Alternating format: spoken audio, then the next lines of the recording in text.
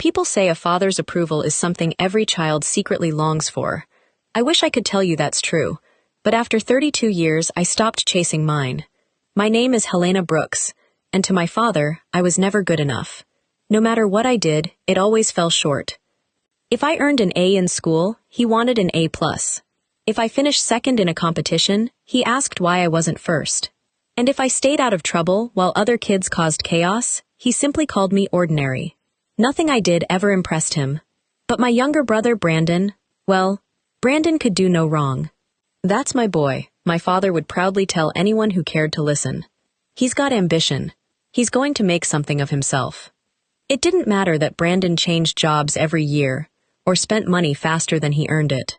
Dad admired confidence, expensive clothes, and loud success. Brandon knew exactly how to give him that. Me? I preferred to work quietly. I never liked talking about money.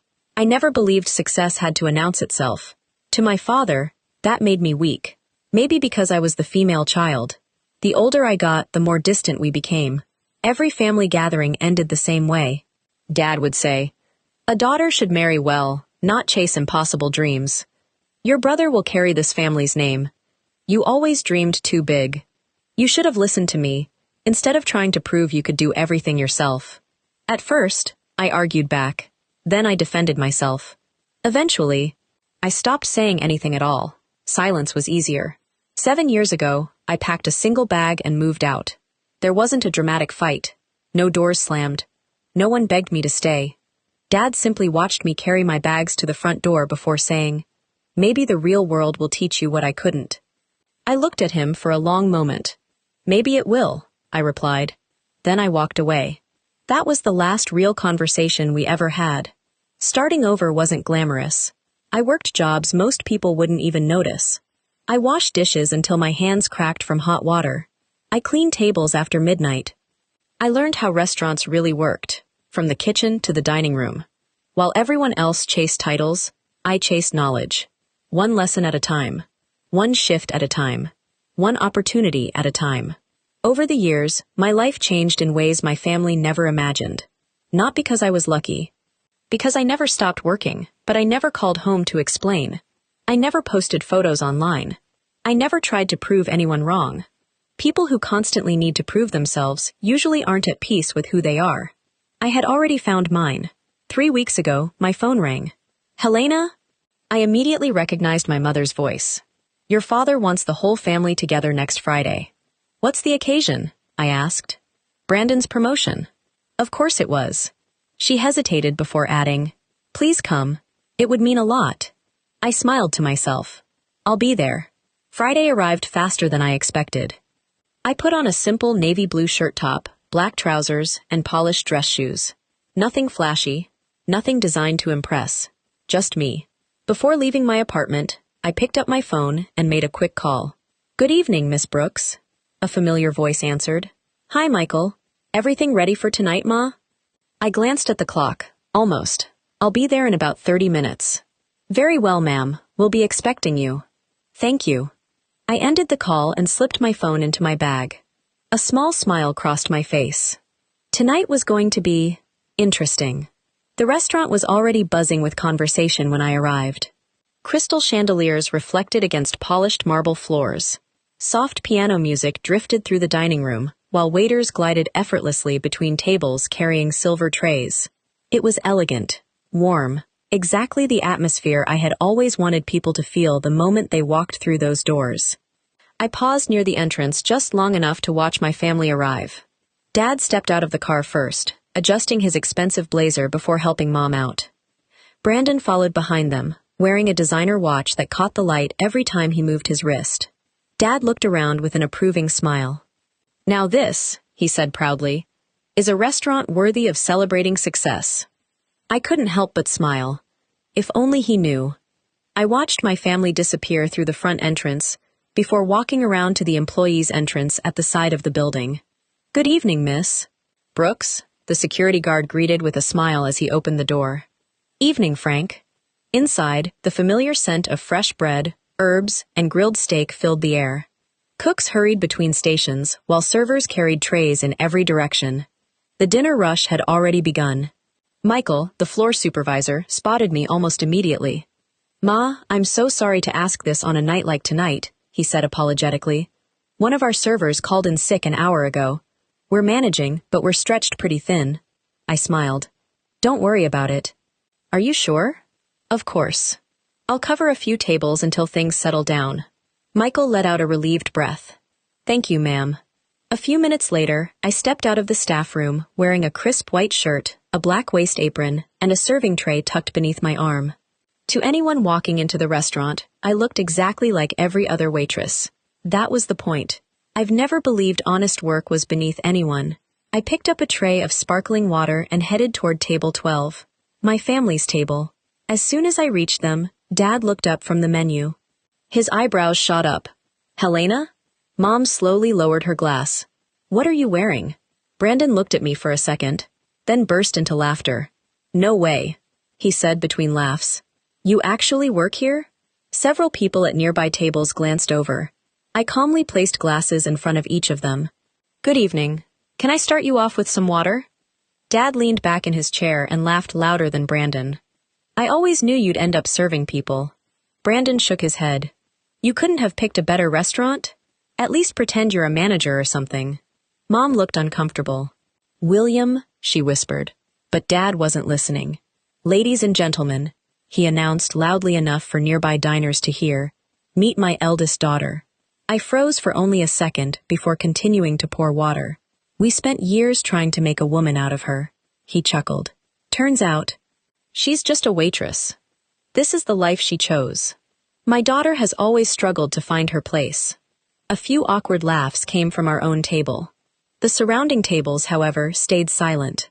"Dad," Brandon added smugly, "don't be so hard on her." He looked at me with fake sympathy. "Not everyone is meant for success." I simply nodded. "Are you ready to order?" I asked politely. Dad wasn't finished. "You know what's funny?" he said. "When Helena left home 7 years ago, I thought she'd come back after a month." He laughed again. "Turns out she found her calling." He gestured toward the tray in my hands. "Serving people." I told her she'd never amount to anything. The woman sitting at the next table frowned. An elderly man quietly put down his fork. A young couple exchanged uncomfortable glances. No one found the jokes as funny as my father did. I wrote down the family's orders exactly as they requested. 1 ribeye, medium rare, 2 lobster tails, a bottle of your finest red wine, Dad added proudly before looking at Brandon. "No point celebrating a promotion without good wine, right?" Brandon grinned. "Absolutely," I nodded. "Excellent choice, sir." Then I walked away. Back in the kitchen, one of the chefs looked at me in disbelief. "Ma'am," he whispered, "should I ask security to remove them?" I smiled. "Absolutely not. They're my family." The chef looked even more confused. "But they're insulting you." "I know. Let them enjoy their evening." When I returned with their meals, the atmosphere hadn't changed. Dad was in the middle of another story. Brandon just got promoted to regional director, he told anyone willing to listen. Now that's something worth celebrating. He pointed toward me without even looking. Unlike some people. As I gently placed Brandon's plate in front of him, he looked up with a smirk. "Careful," he said. "That steak probably costs more than your weekly paycheck." He laughed at his own joke. Dad laughed with him. Mom stared down at her plate. I smiled politely. "Enjoy your meal." 20 minutes passed. The restaurant grew busier. Every time I walked past the table, another comment waited for me. "Don't spill the wine. Make sure the plates are warm. You're getting good at this. Maybe one day they'll let you supervise the other waiters." Each joke earned another laugh from Brandon. Each laugh made Mom look smaller in her chair. I never answered. Not once. Because sometimes silence says more than pride ever could. As I cleared the dessert plates, Michael walked briskly across the dining room. He stopped beside me, completely unaware of the silence hanging over the table. "Excuse me, miss." "Brooks," he said respectfully. "Yes, Michael?"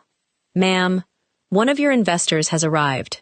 They're waiting in your office and asked if you'd be available once you've finished here." Dad chuckled.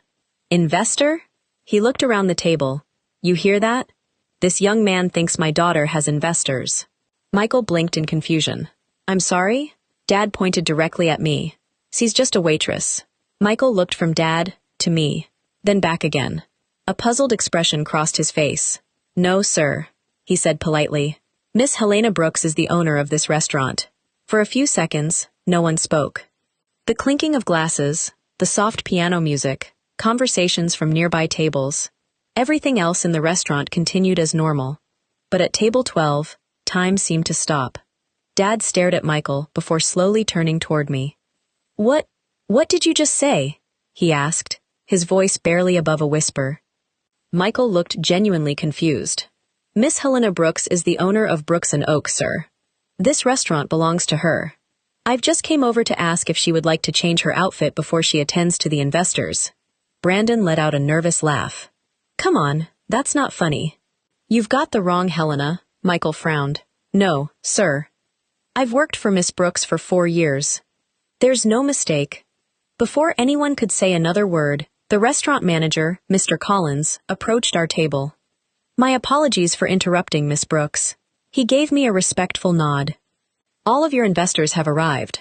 They're waiting in your office." He glanced politely at my family. "Would you like me to ask them to wait a few more minutes?" I looked around the table. Dad's face had completely lost its color. Brandon looked as though someone had pulled the ground from beneath his feet. Mom covered her mouth with trembling fingers. "No," I answered calmly. "Please make sure they're comfortable. I'll join them shortly."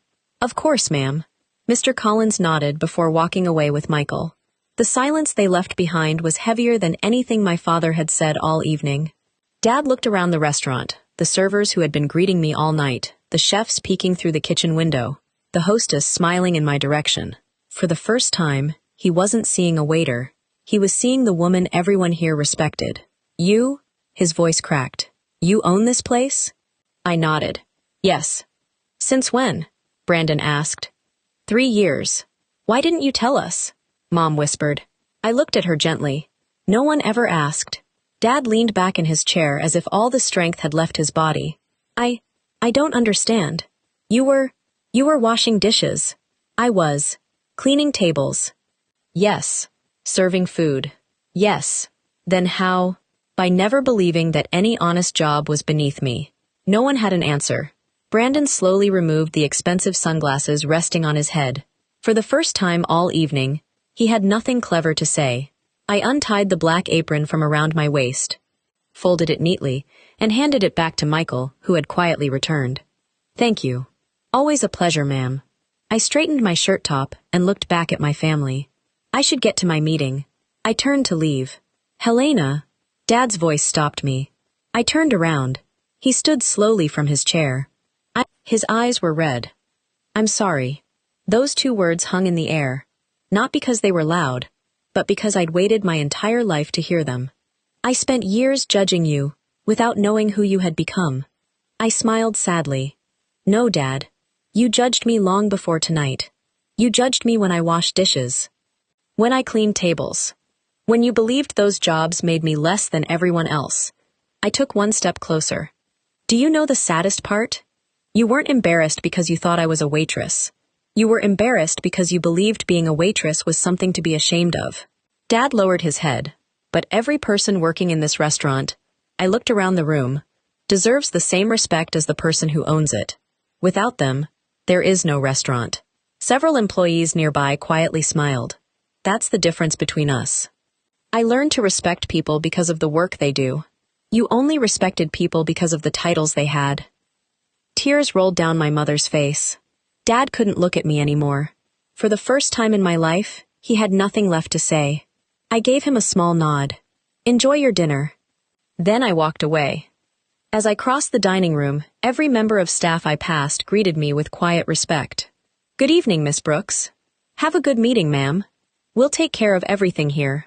I smiled at each of them, because I knew every single name. The dishwasher, the hostess, the chefs, the cleaners, the servers. They weren't invisible to me. They never would be. As the office door closed behind me, I looked through the glass one last time. Dad was still sitting there, not looking at the menu, not looking at Brandon, just staring at the apron I'd left folded on the table. People often ask me when I became successful. Was it the day I bought my first restaurant? The day investors believed in my vision? Or the day my father finally apologized? The truth is, None of those moments made me successful. Success began the day I stopped measuring my worth by someone else's opinion. Because titles can be taken away. Money can disappear. Businesses can fail. But character is built one choice at a time. And if you ever find yourself looking down on someone because of the uniform they wear, remember this. The person serving your table today might be the one who owns the building tomorrow.